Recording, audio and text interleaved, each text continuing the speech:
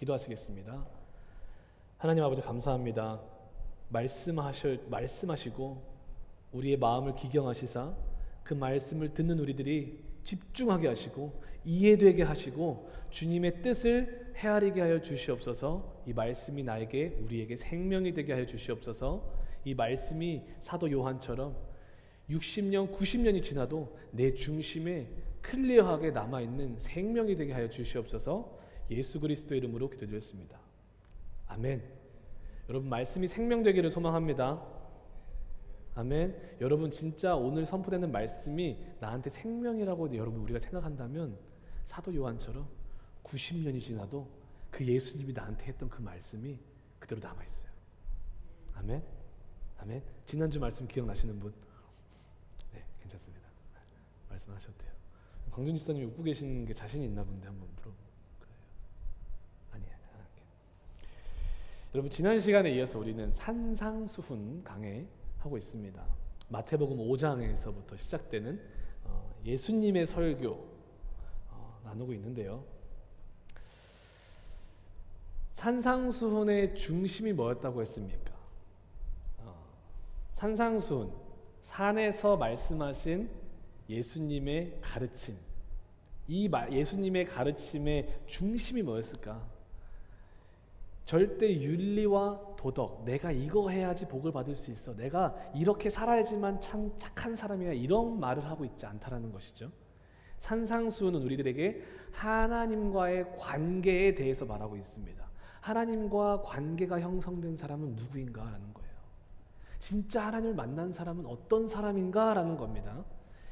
산상수훈, 이 설교, 이 전체 메시지, 예수님의 메시지에 전달하는 의미가 있습니다. 뭐냐면 예수 그리스도 하나님께서 이스라엘 민족, 구약의 이스라엘 민족을 통해서 품으셨던 그 하나님의 꿈이, 그 동일한 하나님의 꿈, 하나님의 나라를 세우고 싶은 것이 하나님의 꿈인데, 그 동일한 꿈을 지금 이 순간에 그리스도와 연합된 교회들을 통해서 이루어내시겠다는 거예요.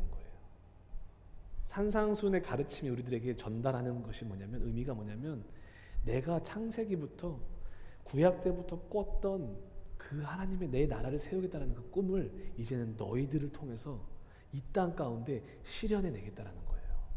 그게 산상수훈의 메인 의미예요. 집중해야 될 내용입니다. 지난 시간에 말씀드렸죠. 구약에 하나님이 이스라엘 백성을 애굽에서 인도하여 내시고 나서 시내 산으로 인도합니다. 그렇죠? 그리고 시내 산에서 그 산 위에서, 그 아래는 12지파 이스라엘 민족들이 있고요. 그 산 위에서 하나님이 모세에게 그 12지파 이스라엘 백성들을 위한 말씀, 언약의 말씀, 이 모세 오경을 주시는 거예요. 그런데 동일하게 오늘 산상수훈에서도 예수님이 산에 올라가셔서 12제자 앞에서, 그리고 무리들이 있죠, 그 앞에서 산 위에서 말씀을 해주시는 거예요. 12지파 앞에서 말씀하신 하나님, 12제자 앞에서 또 산 위에서 말씀하신 예수님, 그런 이미지가 겹치는 것을 보면서 산상수훈은 우리 기독교인들에게 있어서 어떤 의미가 있냐면, 마치 시내산 앞에서 그 두려움과 경외함 앞에서 하나님의 백성된 자들에게 주셨던 그 하나님의 말씀을 받는 것과 동일하다는 거예요. 산상수훈은 우리들에게 어떤 의미가 있냐? 이제 우리가 예수 그리스도와 연합된 우리 교회들이, 한 사람 한 사람들이 주님 앞에서 이제는 예수님의 백성된 사람으로서 주님이 주시는 말씀이라는 거예요. 얼마나 의미가 있는지 몰라요. 이제는 교회인 너희들이 이 땅 가운데서 하나님의 나라로 살아가라 라는 거예요. 그 메시지를 주시는 거고, 교회인 너희들이 이제는 나의 꿈을 이 땅 가운데서 실현시켜다오 라고 우리 예수님이 말하고 계시는 것입니다. 하나님 나라 교회 성도들에게 주시는 메시지예요. 이 메시지는 누군가가 들어야 될 메시지가 아니라 지금 여기 앉아 계신 한 분 한 분 한 분이, 진짜 예수님이 나한테 지금 말씀하고 있는 거구나 라는 것을 인정하고 그 메시지를 받으셔야 되는 거예요. 할렐루야. 하나님 나라 백성이라면 이제는 너희가 하나님 백성답게 살아라. 교회라면은 거룩히 구별된 이제 성도라면은 거룩한 성도답게 살아내라라는 거예요. 할렐루야.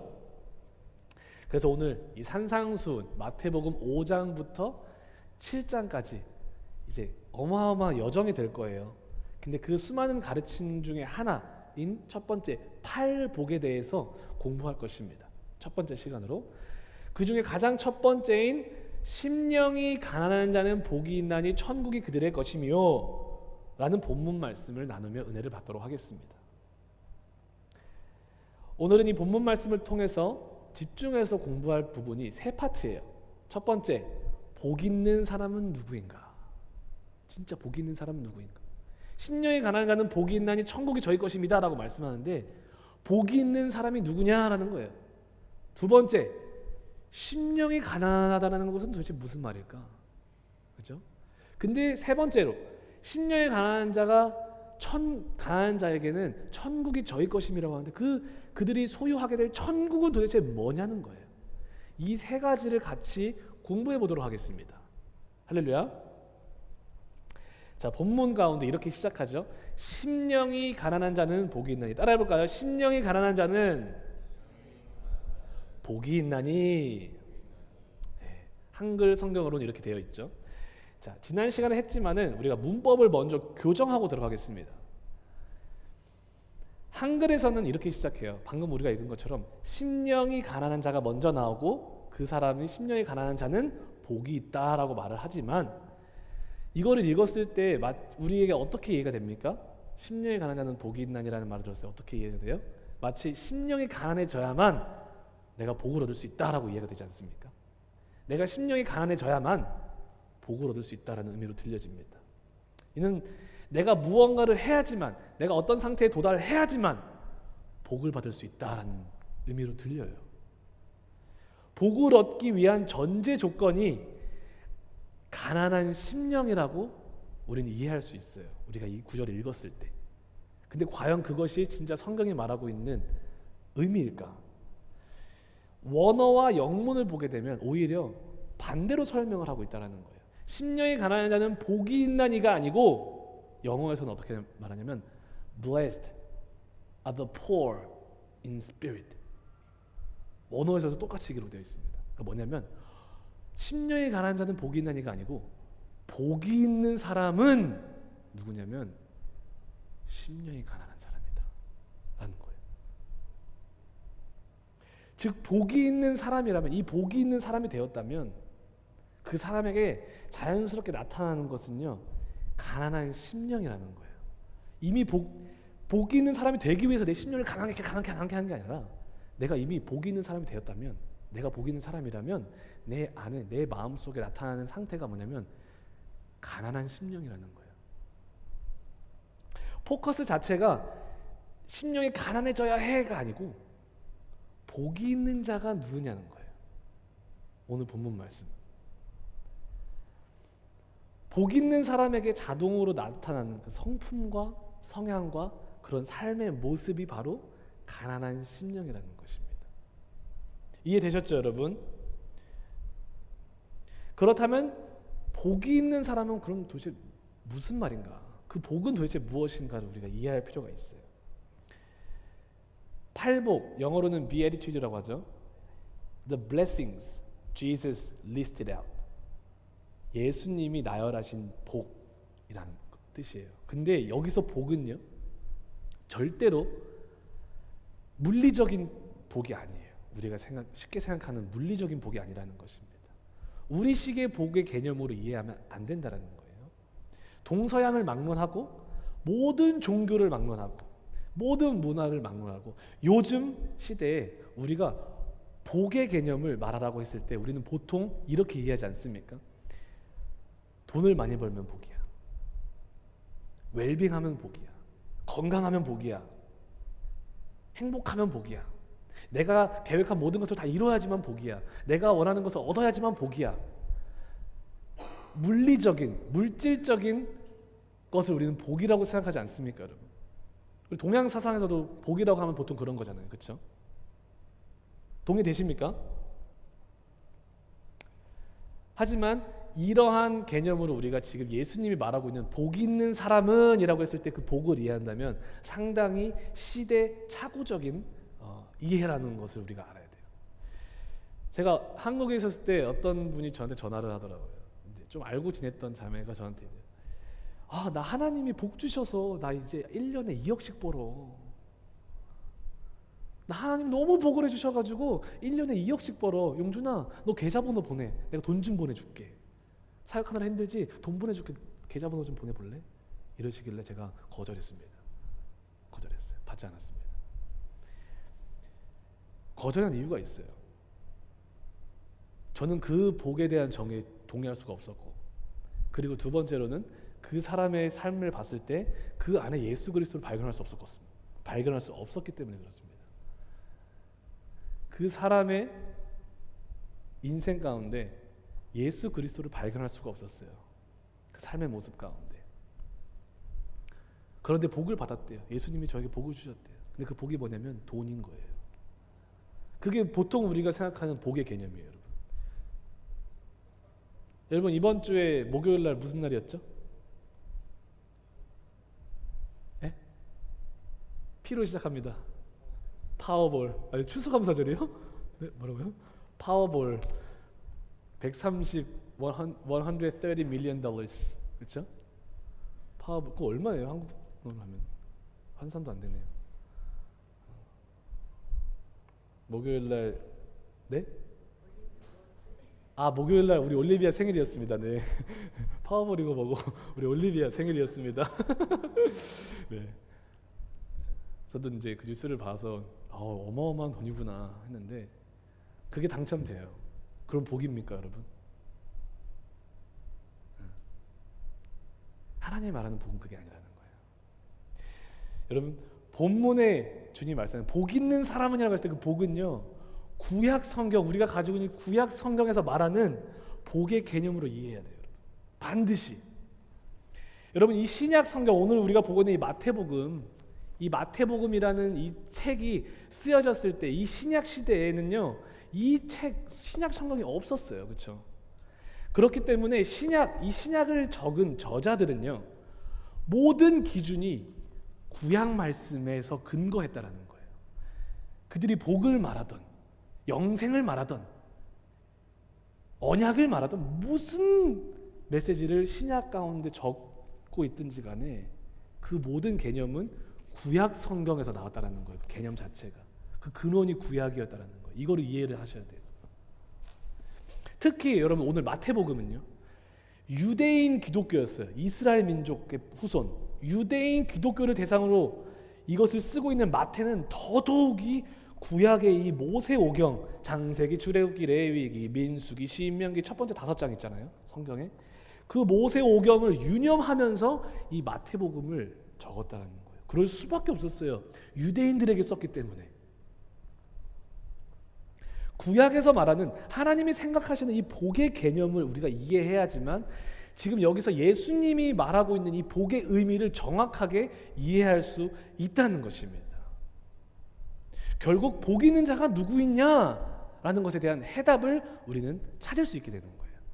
구약이 말하고 있는 복의 개념이 뭔지를 깨달을 때. 예수님이 생각하시는 이 복의 개념, 마태가 머릿속에 그리면서 썼던 이 복의 개념은요, 창세기에 정확하게 나오고 있어요. 창세기. 우리 같이 찾아볼게요. 창세기 1장 27절입니다.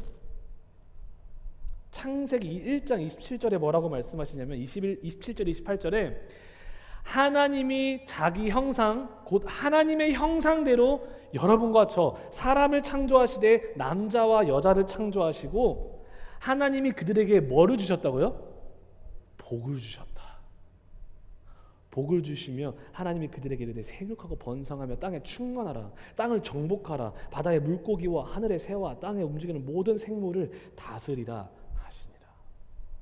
복의 개념이 여기서 시작되는 거예요. 복이 무엇입니까? 첫 번째로 하나님의 형상대로 창조함을 받은 것. 하나님이 이렇게 말씀해요. 나는 너고 너는 나다. 하나님과 하나님의 형상대로 창조한 우리가 하나님과의 연합된 상태를 복이라고 말하고 있는 거예요. 그리고 하나님과 연합된 우리들이 그분과 함께하고 있는 것 자체가 복이라는 거예요. 창세기가 말하고 있는. 그리고 그분의 통치를 받고 그분의 권위를 받아서 온 세상을 통치하는, 그것을 누리는, 더 나아가서 영원한 생명을 하나님 안에서, 하나님의 관계 안에서 누리는 것이 하나님이 생각하고 계시는 복의 개념이라는 거예요. 예수님이 오늘 본문 말씀에서 말하고 있는 복 있는 사람이 누구냐 했을 때 그 복의 개념이 바로 이 개념이라는 거예요. 그런데 여러분 아시다시피 아담과 하와가 그 선악과를 따먹고 죄를 지음으로 뭐가 파괴됐죠? 바로 이 복이 파괴된 거예요. 하나님과의 연합이 파괴된 거예요. 하나님과의 함께함의 축복의 관계가 파괴돼 버린 거예요. 그 죄가 그대로 우리 인류 가운데 들어오잖아요. 로마서 1장 28절에 뭐라고 합니까? 모든 사람이 자기 마음에 하나님을 두기를 싫어하매라고 말하고 있어요. 이것이 그 복을 잃어버린 우리들에게 나타나는 현상이라는 거예요. 여기서 누가 하나님을 처음부터 마음에 두기를 원하셨습니까? 누가 먼저 하나님을 찾았냐는 거예요. 이곳에 누구도 오히려 거절했고 부담스러워했고, 오히려 내 삶에는 하나님 외에 예수님이 아니라 다른 뭔가가 더 필요했잖아요. 우리는. 그게 죄의 열매였다는 거예요. 그런데 여러분들, 이 성경책 두껍지만 간단한 게 이 구약 전체 이야기가요, 신약도 마찬가지고 이 파괴됐던 복, 이 하나님과의 관계를 다시 한번 하나님과 함께함의 이 축복을 회복해 나가는 이야기가 성경 이야기예요. 성경책의 중심 내용이에요. 그리고 하나님과의 관계를 회복하는 것이 다시 한번 하나님과 함께한다는 것 자체가 복이라는 거예요. 결국 구약에서 말하는 복은요, 따라해 보십시다. 크게 하나님과 다시 함께하다. 하나님과 함께하는 것이 구약에서 말하는 복이에요. 아멘. 마태복음 1장 21절, 임마누엘의 하나님이 되는 것이 축복이라는 거예요.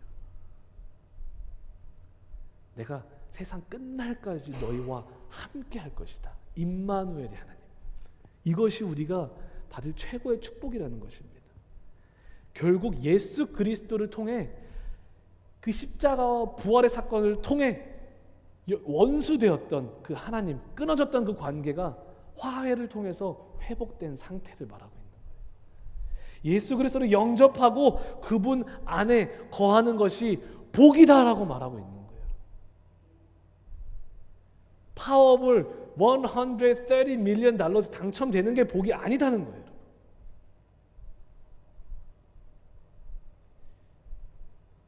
오늘 말씀은 그럼 이렇게 해석할 수 있는 거예요. 다시 한번 해석하자면, 예수 그리스도와 연합된 사람은, 예수 그리스도와 동행하는 사람은, 하나님과 함께한 사람은 심령이 가난하여 천국을 소유하는 자이다 라는 거예요. 팔복은 결론적으로 어떻게 해야 우리가 생각하는 그런 물리적을 복을 받을 것인가에 대한 내용이 절대 아니라, 하나님과 동행하고 예수 그리스도를 영접한 자에게 나타나는 마땅한 성품이 무엇인가 라는 것을 말해주는 것이 팔복이라는 거예요. 산상수훈의 첫 번째 가르침, 팔복이라는 것입니다. 할렐루야, 할렐루야. 그러므로 그리스도와 연합된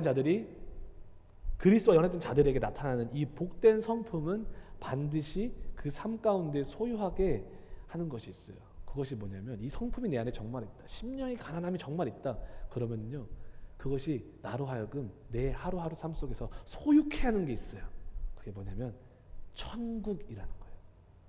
죽어서만 가는 그 나라가 아니야, 장소가 개념이 아니라 오늘 지금 right now, here and now, 내 상황이 어떻든지 간에, 내 감정이 어떻든지 간에 우리 예언자매 이제 아예 우리 소망이를 품고 있잖아요. 얼마나 힘들어요, 그렇죠? 이게 되게 힘들잖아요. 이제 여자분들은 입덧하면 그런 힘든 가운데서도 여러분 그런 상황일지라도 그 안에 천국이 임할 수 있다는 거예요. 제가 오늘 아침에 매주 기도해 드리는 분이 있어요. 그분이 이제 되게 늙으셔서 지금 이제 암에 걸리셔가지고 폐 쪽에 암에 걸리셔서 그거를 치료받고 계시는데 이제 언제 오늘 내일 하시는 분인데 그분이 이러시는 거예요. 매주 기침해가지고 너무 아프고 그걸 뭐라 그러죠? 그 치료받는 거, 그 항암 치료 받으시면서 너무 힘들고 지지난주에는 얼굴이 새하얘지셔서 교회를 나오시는데 오늘 집에서 좀 쉬시지 어떻게 나오셨어요? 했더니 내가 내일 죽어도 나 교회 나와서 예수님 찬양하고 죽으려고요. 나 그 말 하는데 아무 말 못했어요. 저 진짜 아무 말 못했어요. 저 고백은 도대체 어떻게 할 수 있는 것일까? 근데 그분 앞에 이렇게 딱 숙연해지더라고요. 그 믿음 앞에서 그분 안에는 천국이 있었던 거예요. 죽어서만 가는 천국이 아니었던 거예요. 그분은 오늘 그 할머니는 내가 죽어서 갈 나라, 하나님과 영원히 살 나라가 천국이지만 그 나라를 내가 지금 소유하고 있기 때문에 오늘 그 고백을 하는 거예요. 나 너무 힘들고 기침 나 죽을 것 같죠. 마스크 두꺼운 막 끼고 오셔가지고 피해 안 줘요. 근데 여기에서 우리 성도들 보고 싶고 가족들 보고 싶고 예배하고 싶어서 나오셨다고 말씀을 하는 거예요. 그 천국을 소유하게 되는데 심령이 가난한 자는 그 천국이 무엇이냐는 거예요 도대체. 또 반복적인 내용이에요. 제가 너무 많이 말해서 천국의 개념이 무엇인가. 천국이 저희 것임이라 라고 말하는데 그 천국이 무엇이냐는 거예요. 마태복음의 수신자인 다시 말씀드립니다. 유대인들이었어요. 그 유대인들에게 천국의 개념이 무엇이었을까? 그들에게 하나님의 나라라고 말을 했을 때 이스라엘 백성들에게 유대인들에게 그들이 이해하는 하나님의 나라는 뭐였을까라는 거예요. 여러분 역사를 공부해보면 아시겠지만 그들이 구약 시대를 거쳐오면서 솔로몬과 분열 왕국을 거치면서 그죠? 북이스라엘이 어느 나라에게 망합니까? 어떤 제국에게? 아수르 제국에게 망합니다. 그런데 그 아수르 제국이 누구에게 망합니까? 신흥 바벨론에게 망하는 거예요. 근데 그 신흥 바벨론이 또 누구를 멸망시킵니까? 남유다를 멸망시킵니다. 그리고 나서 나오는 제국들이 누구냐면 바벨론 다음에 나오는 제국이 페르시아. 여러분 페르시아 들어보셨죠? 역사 공부해보신 분들 페르시아 나오고 페르시아 다음에 알렉산더 대왕이 짱 해가지고 페르시아를 점령한 다음에 헬라 제국이 도래하잖아요. 알렉산더가 30살 때 요절해버리잖아요. 그렇죠? 너무 빠르게 거대한 업적을 남겨놓고 죽는데 그 알렉산더 왕국이 몰라도 되지만은 셀레우코스 왕조랑 프톨레마이오스 왕조로 나눠져가지고 그들이 결국에는 로마에게 지배를 받아버립니다. 그 역사를 흘러서 같이 왔던 게 이 유대인들 공동체예요. 유대인들 지금 이 마태복음을 듣고 있는 이 유대 공동체라는 거예요. 바벨론, 페르시아, 헬라, 로마 대제국을 통해서 그들이 얼마나 큰 핍박을 받았는지 몰라요. 그 중에 역사적으로 확실히 기록되어 있는 것 중 하나가 마카비 혁명이라는 게 있어요. 어떤 거냐면 아까 말씀드렸던 알렉산더가 이제 헬라 시대가 쫙 펼쳐집니다. 그때 이제 알렉산더가 빨리 죽고 셀레우코스 왕조가 있고 프톨레마이오스 왕조가 있는데 프톨레마이오스는 셀레우코스 왕조한테 져요. 어쨌든 그 헬라가 다시 한번 셀레우코스 왕조 때로 가는데 이때 로마한테 졌다 그랬잖아요. 로마에게 조공을 막 바쳐야 되는 거예요. 그 헬라 제국이 로마한테 조공을 바친. 우리나라도 보면 옛날에 막 침략 많이 받았을 때 막 조공 바치고 그랬잖아요. 조선 시대 때 다른 나라에. 그것처럼 헬라 제국이 로마 제국에 조공을 바치는데 막대한 돈이 필요했던 거예요. 중간 중간에 이 유대인들, 이 히브리인의 사상, 이 히브리 종교 그러니까 우리가 말하는 이런 어떤 기독교의 사상들을 존중해주고 선철해준 왕들도 많았지만 이때만큼은 어마어마한 핍박을 합니다. 돈이 필요했으니까 성전의 모든 금, 은, 폐물들을 다 빼가는 거예요. 그리고 나라가 졌으니까 로마한테 조공을 바치는 신세니까 시끄럽잖아요, 나라가. 그러니까 나라를 이제 정돈해야 되겠다 싶어가지고 기독교든 무슨 다른 종교들을 다 탄압시키면서 헬라의 헬라 신들, 헬라 종교를 딱 가운데다 세우는 거예요. 중심으로. 그래서 우리 예루살렘 성전에도 제우스 신상을 세우고 예루살렘 성전 제단에다가 돼지를 올려서 막 제사하고, 돼지는 하나님 앞에 가증한 거거든요. 그만큼 이 기독교를 말살하고 싶었던 것이 바로 그 당시의 상황이었어요. 얼마나 어려웠는지 모릅니다.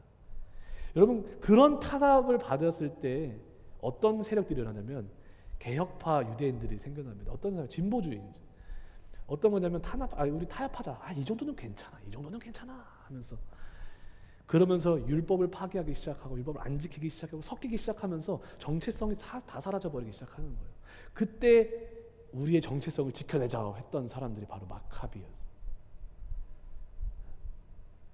전쟁을 일으켜서 유일하게, 지금이 2022년도잖아요.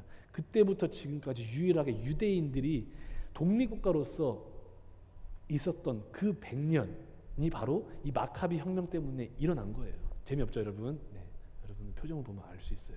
재미없죠? 네, 괜찮습니다, 여러분. 네, 제 마음이 지금 막 되게 무거워지고 있어요. 여러분들이 저거를 교회까지 와서 들어야 되나? 사실이라는 거예요, 사실. 어찌 됐든 이 유대인들을 이해하기 위해서 죄송해요, 여러분. 하지만 저는 열심히 달려가 보겠습니다. 네. 사랑해 주시고 이해해 주시고 함께 해 주시고 감사합니다. 그때 이제 봉기를 일으키는 거예요. 아니다, 우리는 율법을 그대로 지킬 것이다. 우리 정체성을 지켜나가야 된다 해서 마카비 혁명이 딱 일어나는데, 그때 그 거룩한 공동체가 생겨나. 그때부터 바리새파가 나오고 사두개인들이 나와서 예수님의 시대까지 오는 거예요. 근데 그들에게 있어서, 그런 유대인들에게 하나님의 나라가 어떤 나라냐라고 했을 때 그들은 어떻게 이해했겠냐는 거예요. 지금 여러분 우리 이렇게 편안하게 의자에 앉아가지고 하나님의 나라는 우리가 죽어서만 가는 그 천국, 눈물도 없고 정말 슬픔도 없는 그런 나라일 거야 라고 유대인들이 이해했을까요, 여러분들? 절대 아니라는 거예요. 그들이 이해했던 하나님의 나라는요, 메시아가 올 것이다. 메시아가 와서 다윗 때 우리들이 이루고었던 그 어마어마한 세력과 그 국가와 왕국을 다시 한번 세울 그 메시아가 와서 정치적, 군사적으로 이 로마 세력을 파괴해버리고 무찌러서 다시 한번 우리 유대 왕국을 일으킬, 지금 이 땅 가운데 이 유대 왕국을 일으킬 그 현세적인 개념을 가지고 있었다는 거예요. 그런데 예수님이 말하신 천국 개념은 좀 달랐죠. 눈에 보이게 임하는 것이 아니다. 하나님의 나라는 여기 있다 저기 있다 할 것이 아니다. 누가복음 17장 우리 교회 말씀이잖아요. 바리새인들이 그러면 당신의 나라가 언제 임합니까? 물어보는데 그들은 그걸 원하는 거예요. 그 제국을 원하는 거예요. 진짜 와가지고 이 로마 세력을 다 무찔러버리고 당신이 왕되는 그 나라를 세우라는 거예요. 우리 눈에 볼 수 있게. 근데 예수님이 그렇게 말해요. 그런 나라가 아니야, 내가 말하는 나라는. 여기 있다 저기 있다 말하는 나라가 아니고 하나님의 나라는 너희 안에 이미 있어 라고 말하는 거예요. 그게 예수님이 말하는 하나님의 나라였던 거예요. 어디예요? 그 바리새인들 중심에 지금 누가 계셨어요? 예수님이 서 계셨어요. 그렇다, 내가 있는 그곳이 하나님의 나라다. 내가 왕되어서 나의 통치가 세워진 그곳이 하나님의 나라다. 즉 예수님의 통치가 구현되고 실현되는 그곳이 어디든지 간에 여러분들의 삶이 되고 우리가 살아가는 시간 가운데 나의 마음 가운데 나의 중심 가운데 예수님이 계신다면 그곳이 하나님의 나라다. 너희 안에 내가 있다면 너의 삶이 하나님의 나라다라고 말을 하고 있는 거예요. 그래서 베드로후서 2장 없는데 베드로후서 2장 9절에서 말하는 거예요. 너는 거룩한 백성이요 제사장 나라요 내가 택한 백성이니 라고 말합니다. 너희가 거룩한 나라다라고 말을 하고 있는 거예요. 너희가 내가 정말 꿈꾸고 있는 하나님의 나라다라고 말을 하고 있는 거예요. 이런 눈에 보이는 제국의 개념이 아니고 죽어서만 가는 어떤 장소의 개념이 아니라 여러분 이거를 꼭 기억하세요. 하나님의 나라는 통치 개념이다 라고 기억하십시오. 따라해봅시다. 통치 개념이다. 다시 따라해보세요. 하나님의 나라는 하나님의 통치다. 이거를 꼭 기억하시길 바랍니다.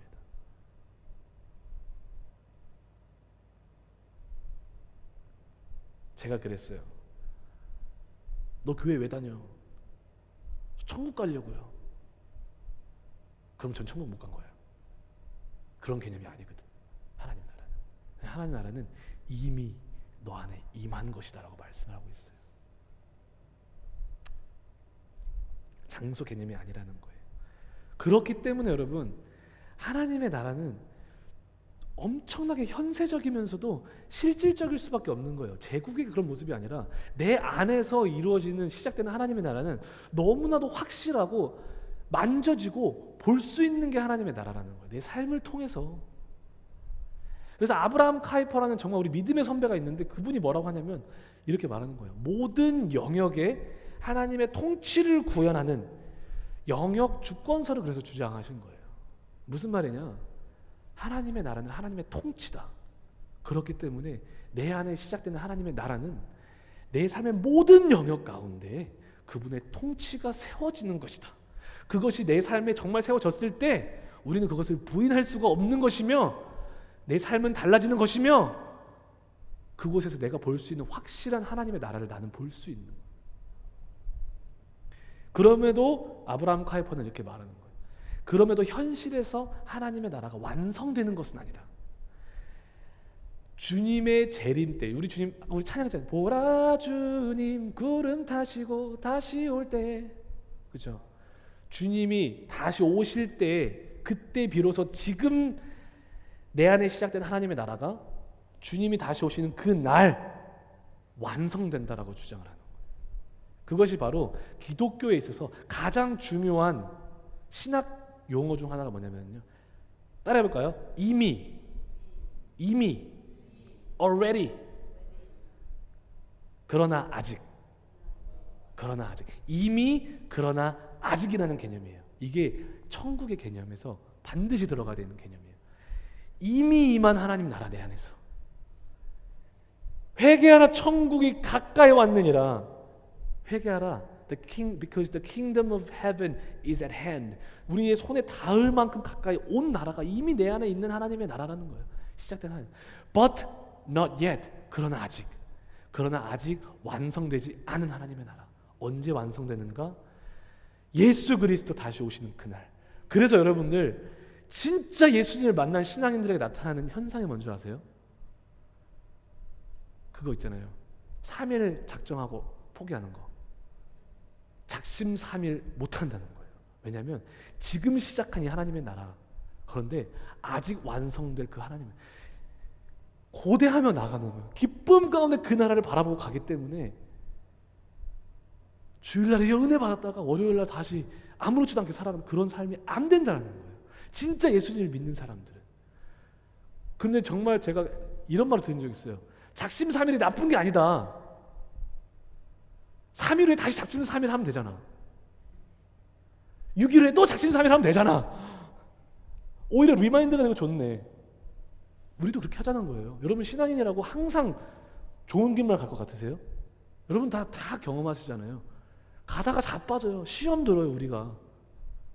거기서 눌러 앉아있으면 포기 끝나는 거예요. 근데 진짜 하나님의 나라를 내 속에 이 이미와 아직의 하나님의 나라가 시작된 사람들은 죽어서만 가는 나라가 아니라 정말 예수 그리스도가 내 안에 있는 사람들은요 실패할 수 있어요.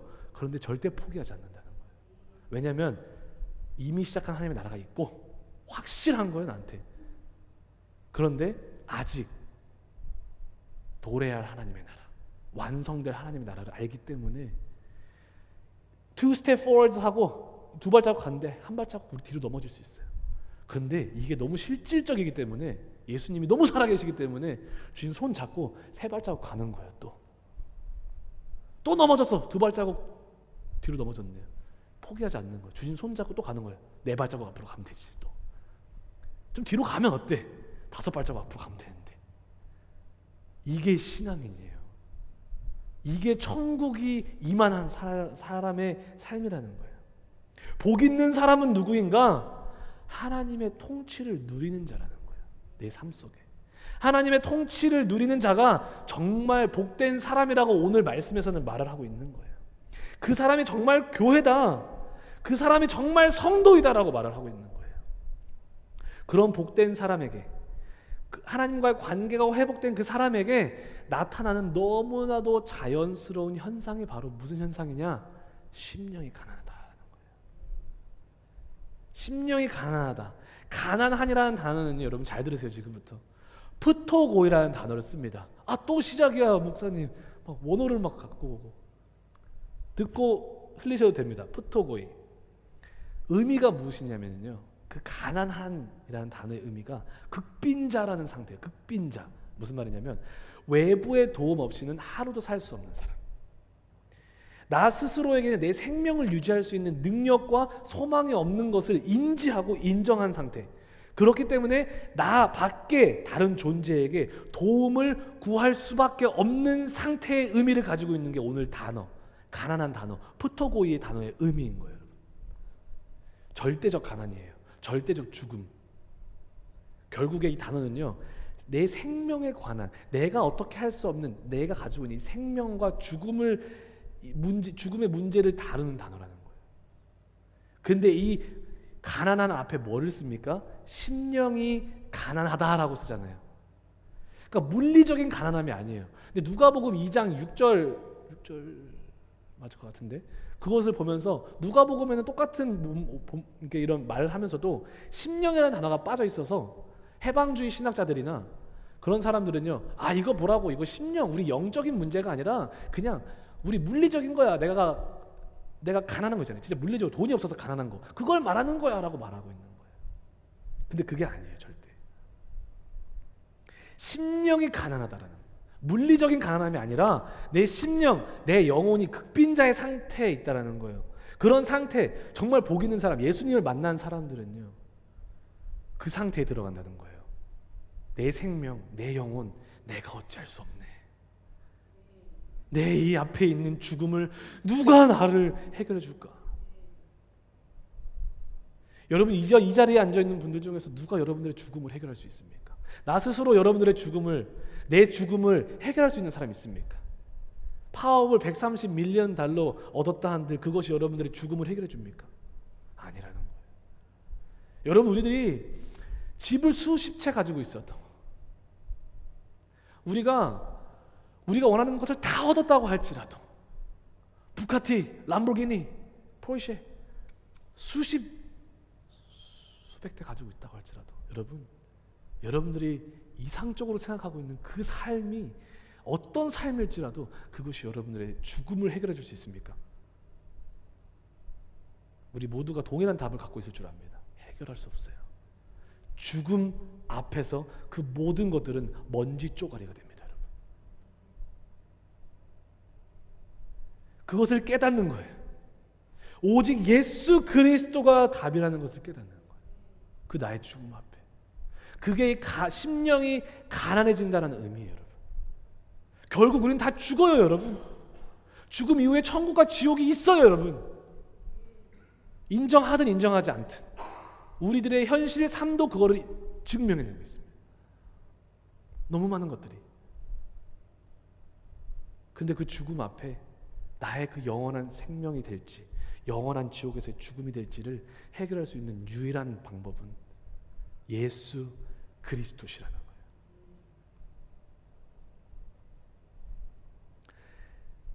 심령이 가난하다라는 것은요, 내가 그리스도를 만나지 않으면 살 수 없는 상태를 가리키는 거예요. 심령이 가난하다는 것은요, 내가 오늘 Monday, Tuesday, Wednesday, Thursday, Friday, Saturday, Sunday, every day, 오늘 내가 예수 그리스도와 함께 살지 않냐면 내가 숨쉬고 내 손으로 하는 모든 일들이 헛된 것임을 깨닫고 내 생명을 다해서 주님께 의지하는 것이 바로 심령이 가난하다는 의미예요. 사마리아 여인을 보십시오. 이거 다 하면은 another 15minutes이거든요. 줄이겠습니다.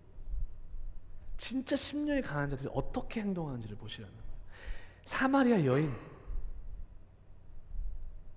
예수님이 찾아갑니다. 그 물구덩, 보통 사마리아 여인들이 우물에 물을 뜨러 갈 때는요, 여러분 6시 이후에 선선할 때 갑니다.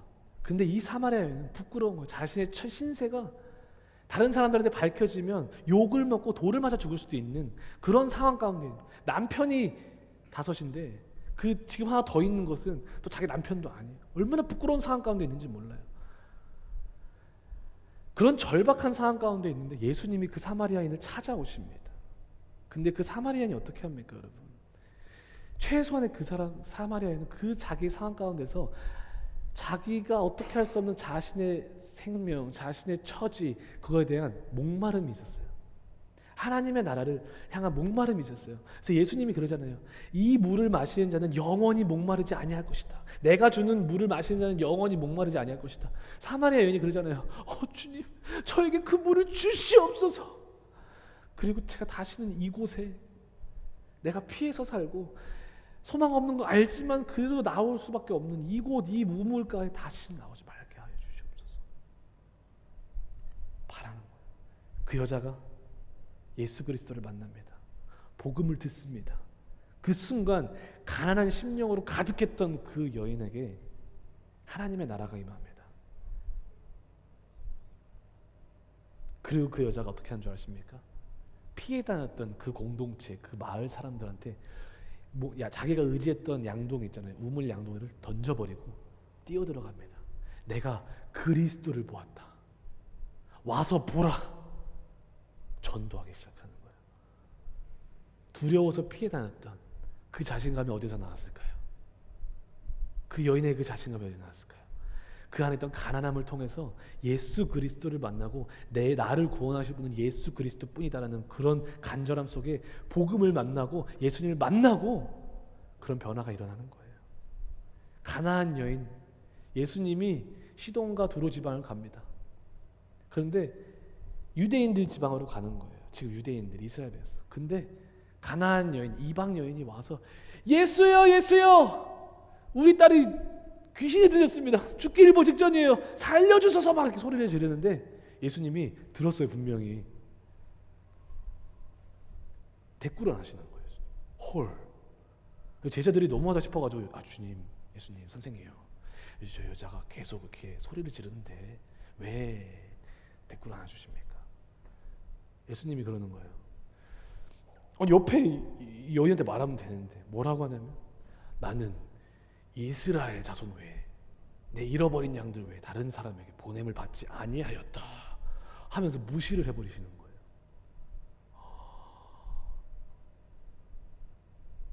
근데 그 여인이 뭐라고 합니까? 그러면서 그 여인을 개취급하잖아요. 예수님이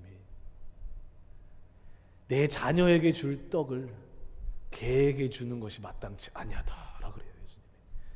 예수님이 인성이 좀 그러신가? 아니에요. 의미가 있는 거예요. 이 여인의 믿음을 봤기 때문에 그렇게까지 가는 거예요. 그 여인의 간절한 그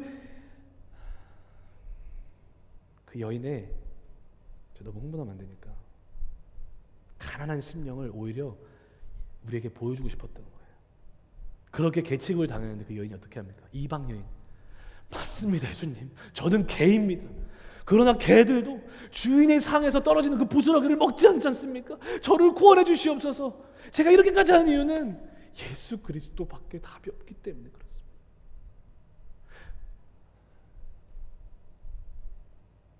이 자리에서 여러분들 어떻게 하겠습니까? 만약에 예수님이 여러분들 개취급했으면 무슨 이딴 게 다 있어. 박차고 일어나는 순간 우리는 진짜 가난한 게 아니에요. 무슨 말인지 아시겠어요? 정말 여러분들에게 예수 그리스도 한 분만이 유일한 해답이다. 내 상황과 내 모든 생명과 모든 것에 예수님만이 답이다. 그렇게 살고 계십니까? 이 가나안 여인의 믿음, 혈루증 앓았던 여인의 믿음도 있잖아요. 12년 동안 의사에게 고통을 받았다라고 나와 있어요. 의사가 해코지를 한 게 아니라 의사에게 실망을 했다는 거예요. 12년 동안 자기의 모든 그런 부를 다 써서 의사를 불러서 내 혈루증을 고치려고 해봤는데 안 되는 거예요. 근데 예수님이 옆에 지나가는 소식을 듣습니다. 그 여인이 어떻게 하는 줄 아십니까? 그 당시에 혈루증을 가지고 있는 사람이 사람들 있는 곳에 가면요 돌 맞아 죽는 시대였어요. 큰일 납니다 진짜. 그런데 어떻게 하는 줄 아세요? 그 대중들을 뚫고 지나가요. 만지는 것도 부정스러운데 피가 줄줄 새는데 필요 없어요. 예수님만 보는 거예요. 나 돌 맞아 죽을 수도 있어요. 근데 그 대중들을 비집고 들어가서 예수님의 몸에 손을 댑니다. 왠지 아세요? 이렇게 말하는 거예요. 그의 28절에 보면은요, 마가복음 5장에 그의 옷에만 손을 대어도 구원을 받으리라 생각하였더라. 나 예수님밖에 없다는 거, 이 순간. 내 생명이 살고 죽는 거, 돌 맞아 죽는 것, 그거 다 예수님한테 달려있다. 내 생명 살릴 수 있는 건 주님밖에 없다. 유일한 송. 사랑하는 성도 여러분, 하나님의 큰 사랑을 받으신 성도 여러분, 우리는 너무나도 그 주님을 향한 사랑에서 멀어져 있을 때가 많아요. 주님 외에 다른 것으로 나의 도움을 삼으려 할 때가 너무 많습니다. 우리 오늘 이 말씀을 기억하면서 우리 다시 한번 이 12의 혈루증을 앓던 여인처럼, 가나안 여인처럼, 사마리아 여인처럼 이 말씀을 이해한 사람으로서 이제는 다시 한번 예수 그리스도께 돌진해보지 않으시겠습니까? 내 생명, 내 죽음을 해결할 수 있는 유일한 분 예수 그리스도시다. 우리 언젠가 죽습니다. 모든 것이 허무해질 그때 예수 그리스도 손 잡고 있는 그 사람은 주님이 분명히 약속하셨습니다. 그 사람을 내가 하늘에서 영접하여 천국으로 인도할 것이다. 완성될 하나님의 나라, 그 혼인잔치에 들어가서 영원한 기쁨 가운데 눈물 없고 여러분 고통 없는 그곳에 우리가 사랑하는 예수 그리스도와 함께 영원히 왕노릇하며 살 것이라는 것입니다. 그렇지만 이 말을 꼭 드려야 되겠습니다. 오늘 우리 이 삶 가운데, 주어진 삶 가운데 언제가 될지 모르잖아요. 내일 죽을 수도 있는 거잖아요. 우리 대장 그거 했을 때 그 조그마한 용종 나왔다고 제가 얼마나 가슴이 졸이던지요. 그 조그마한 것에도 나 죽을 수도 있겠구나. 그 죽음의 두려움이 확 오는 거예요, 여러분. 그 앞에 처절해지더라고요, 진짜. 내 인생의 목적이 도대체 무엇인가? 이 죽음 앞에. 그 당시에 내가 가지고 있던 모든 것, 많지는 않지만 그 어느 것 하나 그 죽음 앞에 필요한 게 없더라고요. 그때 무릎 꿇고 기도하기 시작했어요. 주님, 예수님 뿐이셨군요. 주님밖에 없군요. 우리가 눈을 뜨기를 바랍니다. 우리가 그 주님 손 오늘 붙잡지 않으면 여러분 하나님의 허락하신 때가 언제가 될지 모르겠지만 끝은 지옥이에요. 그래서 우리는 복음을 전하는 거예요. 그래서 예수님이 우리가 필요한 거예요, 여러분. 제가 여기서 미쳤다고 이러고 있겠습니까, 여러분? 왜 제 시간을 투자해서 이렇게 하고 있어요? 어제도 새벽 2시까지 설교 준비를 하는데, 기도하면서 기도 서치로 준비를 하는데 저라고 안 쉬고 싶겠어요? 쓰리잡 뛰고 있는 것 같아요. 죽겠어요 그냥. 근데 때로는 멈추고 싶을 때가 많아요. 근데 멈출 수가 없는 게 뭔지 아세요? 이것 때문에 그래요. 이 복음 내가 어떻게 안전하냐고. 여러분, 저 여러분 돈 못 줘요. 여러분, 제가 여러분 도와줄 수 있는 거 한계가 너무 많아요. 어리석고 연약하고 가진 것도 없어요. 그런데 저 주님이 이곳에 부르셨어요. 이거 하라고. 멈출 수가 없는 것이. 이게 생명이잖아요. 매일매일 너무 부족한 제가 보여지니까 인간관계에서도 부족하고 가족 관계에서도 부족하고 자녀 관계에서도 부족해요.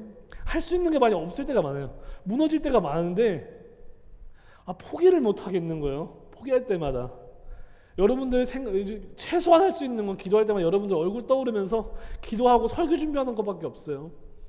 미쳤다고 성경을 저희가 준비를 하고 있어요. 대학교 끝나고 나서 다시는 대학교 들어가지 않겠다고 다짐을 한 제가 또 하고 있는 거예요.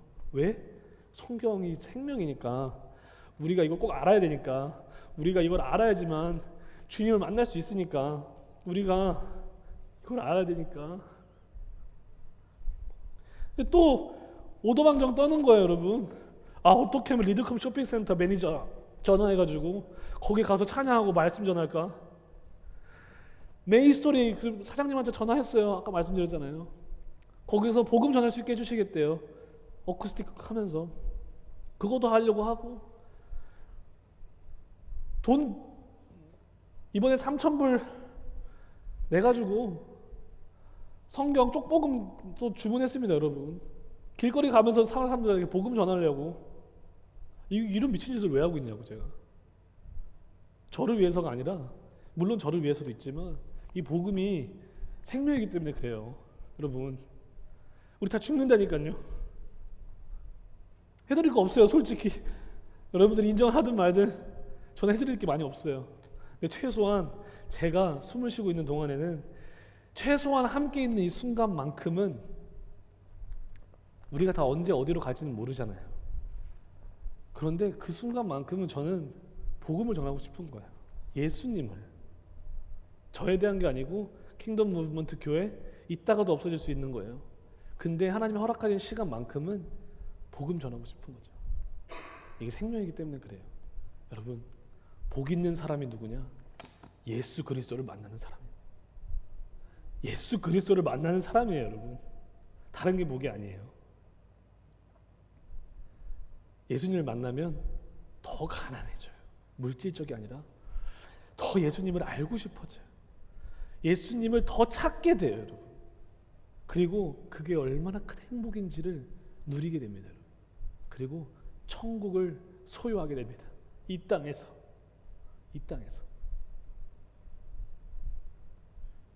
그 복 있는 자들, 천국을 이 땅에서 소유하시는 자들이 다 되기를 소망합니다.